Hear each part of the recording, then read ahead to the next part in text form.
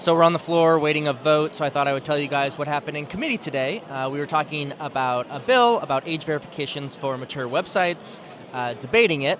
Part of the argument around this is to keep our children safe.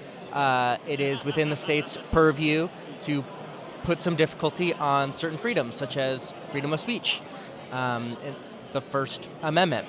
And the Supreme Court ruled in 2025 that that was okay for age verifications, and so I rightly pointed out that if we're concerned about children and the safety of children, which is the main focus of this bill, the number one killer of children in the United States for the past 20 years is firearms. And we have the same problem where we need to narrowly define and put some impediments on people's Second Amendment rights to keep children safe. Here's what I said in committee. Court case in 2025 that brought this series of bills about, Free Speech versus Paxton, did find that this bill does impinge slightly on the first right, or the free speech rights of adults, but that it was worthwhile to the state to impinge slightly to protect children. That was the finding of this court.